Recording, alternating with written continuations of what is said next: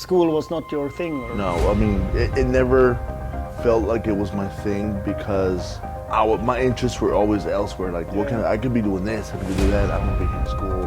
The only time I actually paid attention to school was when I went to school for photography, and there was like glued to what the instructor had to say. I was, what else? Okay, writing down notes, everything. I joined the military in 2000, influenced by one of my father's friends. He pulled me aside one day and he said, "This city has no future for you. You can do so much more. If you join the service, you can open your eyes in ways that you'd never expected." You had like 14 years in the military? I spent 14 years in the service. I developed an interest in bodybuilding in 2009 when I was stationed in Korea, because video games just weren't doing it for me. I had to do something else. Bodybuilding was something that piqued my interest and really started doing that a little bit more. So I decided to go to school for photography full-time 2016. What's your advice to people who want to be working with content and having another career and then supporting yourself on this? Right, I want to be able to enjoy what I'm doing, because not once have I felt that I'm under pressure for work when I have a camera. I feel more confident. Yeah, because it's your passion and purpose and stuff like that. I like to think of myself as a giant child sometimes, because if I have to be an adult at a certain time, whatever the case may be, business aside, act my age. But if I don't have to, I'm gonna be a clown. Yeah, I like that. No, I think it's like important. My own belief is to work hard and play hard. It should always be balanced, but equally amount of something that we really want to do and we're like passionate about. A good thing about you that you bring that to the table. I just try to enjoy the moment, every moment throughout the day. Because my mind is always scatterbrained. I always try to find something to do because I got bored really easy. School, same thing. I wasn't always there, focused on school, because my mind was elsewhere all the time. So school was not your thing? Or? No, I mean, it never felt like it was my thing because my interests were always elsewhere. Like, I could be doing this, I could be doing that. I don't want to be here in school. The only time I actually paid attention to school was when I went to school for photography, and there was like glued to what the instructor had to say. I always sat in the back in elementary and high school. It was like, I don't care about this, I'll sit in the back. When it came down to being in my classes for photography, it was first scene, just like, and what else? Okay, writing down notes, everything. You didn't pursue any of that. You had that as a hobby, and then you did the military, or? So I joined the military in 2000, just because, again, the city where I was at was just really small, really rural, and in my opinion, didn't have a future. It was just the only way you had a future is if you worked for the city, like being a firefighter, being a policeman, garbage man, stuff like that, or doing illegal activities because it's on the border. I knew some friends that decided to go city, and I knew others that decided to do other interests. And I was kind of caught in the middle between both of them, and I decided to leave and join the service, influenced by one of my father's friends who worked at a winery, which was my father's second job. He pulled me aside one day and he said, "This city has no future for you. You can do so much more. If you join the service, I'm not telling you which one to join, but if you join the service, you can open your eyes in ways that you'd never expected. This little city is just, it's a grain in a large ocean, and you have so much more you can go check out. I've been to Korea, I've been to Germany, this and that. He just told me all these different stories about all the places they've been to, and that really piqued my interest. So And then you had like 14 years in the military. I spent 14 Yeah. years in service. During that time frame, I went to Afghanistan in 2002. I went to Iraq in 2003. I went to Korea in 2006. I went to Korea again. Well, Korea, Colorado in 2007. 2009, I went back to Korea again. Came back. Went to Kentucky to Fort Campbell. From Fort Campbell, I deployed to Afghanistan again in the late 2010. Came back in 2011, and then I got out in 2014. You know, you're doing that for 14 years, seen a lot, been around for a lot of stuff. And then I think I met you 2013. So yeah, so and then you were already doing you were doing some hobby stuff when it comes to photography. Yes, we met initially at the Flexible show in 2013. Yeah. I developed an interest in bodybuilding in 2009 when I was stationed in Korea, because video games just weren't doing it for me. I had to do something else. Yeah. Bodybuilding was something that piqued my interest and really started doing that a little bit more, invested myself in that. You had gave me some motivational words and like, you know what? Yeah. I like that idea. I'm gonna go ahead and start doing that. Yeah. So I took that with a lead, and I started really doing some more videos. They're still floating around on Yeah. YouTube. Yeah.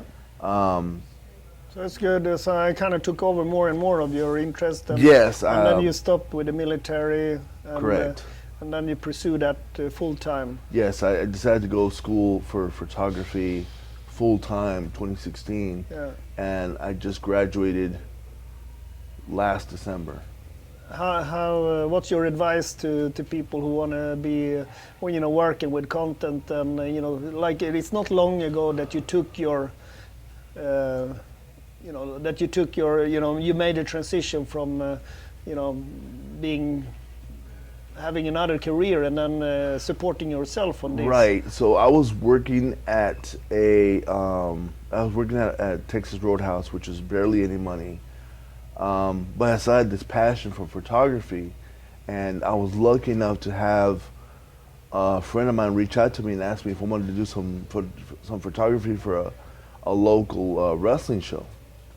And I made $600 that weekend, and I'm thinking, $600 for a weekend, and this is what I make. During the week I make this much to equal this. I want to start doing more photography. I want to be able to, enjoy what I'm doing. Because not once have I felt that I'm under pressure for work when I have a camera. Yeah. I feel more confident. Yeah, because it's your passion and purpose Exactly. and stuff like that. How do you? Was it easy to after that? Was it easy to get going and It's support never been yourself? easy. I've always pushed myself. I've always motivated myself. Yeah. By looking at But how did you make enough money to support yourself to live on your passion and? just the small jobs I was collecting here and there. I would take that money and. So you were not afraid of taking small jobs to get by? No. I'm never afraid to take small jobs. I'm never afraid of any job that is offered my way. Yeah. I'll take it. Yeah. At that beginning, I was taking anything. Yeah. Now I'm a little wiser about what I do because of the experience I've gained over the time. But I'm still more than willing to work with anyone at all. I So enjoy like it. the whole your recipe for success has been to say yes and then figure it out. Exactly. Yeah. Yes. I always try and be a problem solver. I don't like being a problem. I like solving problems at whatever problem gets thrown my way. And if it's something, It seems like you're like a happy guy that I always like being happy. So you're a problem solver and you have quick to laugh and make something fun out of the Yes, opportunities. I like to think of myself as a giant child sometimes because if I have to be an adult at a certain time, whatever the case may be, business aside, act my age. But if I don't have to, I'm gonna be a clown. Yeah. So if you don't have to, you want you I don't be want to myself. act I want to be age. myself 100%. That's kind of cool. I some- like that. You know, no, I think it's like important. My own belief is to work hard and play hard, Exactly. and I also feel like maybe work for those moments where we would like to do something else, but we need to get certain things done. Right. And but it should always be balanced, but equally amount of something that we really want to do and we're like passionate about. And, Precisely. and then it becomes like a good mix of stuff we have to do. Because we might have thought like this was play or this was passion long ago, Right. but it's also transforming over time to be more work, and then we Right. leverage up our thoughts, Agreed. and then we need more play. Right. You know. I try and play as much as I can, but Yeah. we always have certain priorities we have to hit because sometimes work will catch up to us. Yeah. Where we have to put play aside, work, try and squeeze in whatever play time we can, and then go right back to work again. Yeah. But there has to be a balance, as you mentioned. And I think you showed yesterday when we had a dinner that you're showing that with the small efforts and with not some it doesn't need big resources. We can have a lot of fun. Absolutely. And be fun. Bring something fun to the table. Right. And some people make it a little bit too complicated, and then it just becomes transactions and get a little bit boring. Right. So I think that's a good thing about you, that you bring that to the table. Thank you. Appreciate that. Yeah. I just try to enjoy the moment, every moment Yeah. throughout the day. Yeah. Yeah. So is there anything special with this that you feel with the fitness industry? What makes you stay in the fitness industry and do your things, or do you do? For myself, when I started doing bodybuilding, I kind of just embedded myself into it, and then once I actually stopped lifting, I didn't want to, but because of work and doing photography, I had to kind of put one thing aside to make room for another thing. I still love bodybuilding, and I try and go to the gym as much as I can. My heart's still fully involved in that, but sometimes work has to take priority over the other. But I've never really wanted to leave the bodybuilding industry. You feel at home? Yeah, I feel very at home. I mean, when I was given the opportunity to shoot for Muscular Development Latino in 2016, it was Chicago 2016 was my audition per se, and my employer said, "Hey, you're in." And then 2018, I got a phone call from Steve Bleckman, the owner of MD, and he wanted me to shoot for him if I wasn't shooting for MD Latino. And now I'm Steve Bleckman's full-time guy now. Yeah. And he gives me the opportunity to, I'm not locked down to them, but I'm very heavily involved in creating content and some decision making when it comes to certain things. I have that freedom to be able to put my 2 cents in. That's awesome. And I love the fact that I'm able to be included in that, that little hierarchy, if you can call it that. So I'm very blessed. I feel very blessed to have that opportunity. And it feels awesome to have you around, and you've been an important part of tying Keon to GASP and Better Bodies and what we're doing. You've been in quite important part of that process. I appreciate that. And you are also a constant reminder to myself about thinking one step ahead or one step extra. And you maybe don't know why, but you one of my biggest learning lessons in life. You're part of that. Well, how so? Yeah, because you were you were doing a fan of Gasp. That's right. Before, oh man. Before I was mature for it. Like if you would have done the same thing today that you were doing back then, you know, you would be, you know, like we would be doing our stuff long time ago. Right. But you were too early. Yeah, I remember doing that. I remember the first social media guy you had, Andrew, I think his name was, and he had reached out to me. He was like, "Hey, you need to change your name because a lot of our athletes are going to your page assuming that you're us. You need to change it. You need to do something about it." So I'm like, I'll change it. And you know, like now the social media looks different today. Yeah, it's much different now. And also our point of view of you know, being one with the community and where we come from, you know, how we display that is more organic and better than it was back in the day. Back in the day, transitioned we were so much. Yeah, better. we were, you know, a little bit like also a little bit part of, you know, just the big names and things like this. I saw some of it. I didn't see it all the time, but I did see there was an influence. Because I know the truth behind the scenes, you know, so that's why I feel bad about this in the, you know, from the past, you know, and it's a big learning lesson. So for me, it was a learning lesson too, because being able to, at that time frame, being able to get your attention at that level was really mind-blowing for me. Like, if I could do this at this level, you know, what can I do if I was a little higher up? And a little higher up. So for me, it's always been everything I take is always a learning lesson. Like, what can I do to make something better? What is it that I can do to strengthen this or to make it better?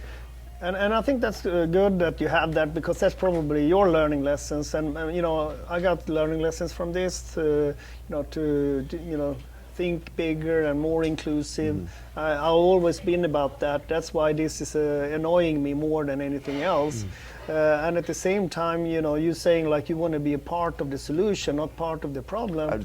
And I think this is kind of like a message to anyone looking at, you know, listening to this discussion or anything like that, that, you know, how do we make sure that we are well timed?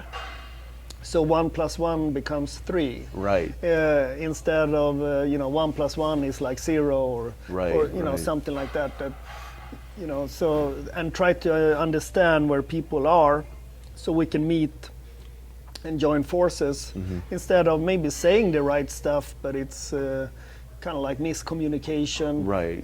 You know, so it doesn't really lead to anything. So I think that's, you know, you made me more humble than I would be, you know, without that learning lesson. I appreciate it. So I thank you so much for thank that. you for the opportunity to be able to come down here and be able to do some photography and some video. I mean, I remember the interview we did in 2014 or 2015 at the old place, and I submitted that into MD Latino, and I was mind blown as to how much everything has grown from the first company when I initially met you to creating the gym destination Dallas, and now this location, which makes the other one look like, I mean, this one is really mind blowing. This place is so nice. It's so family oriented. Like, even when I walked in yesterday, I never felt like a stranger. I felt like as soon as I came in, hey, how you guys doing? How you doing? It felt very family oriented, and I never once felt like I was an outsider. Yeah, you were, you know, essentially, you know, philosophically, you were paving the road for what you entered yesterday. You already did that 2013 without knowing about it, you know. So because, like, you know, staying humble and being open, you know, an environment with you know, diverse people, but like-minded, and there is always open doors for you know, for us as a family and community when we do Gas Better Bodies and Destination, and we, you know, we help our, you know, each other on the fitness journey, you know.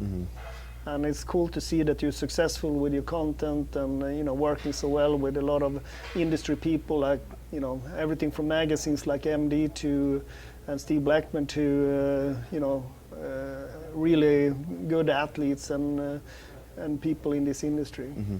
So that's awesome. Thank you.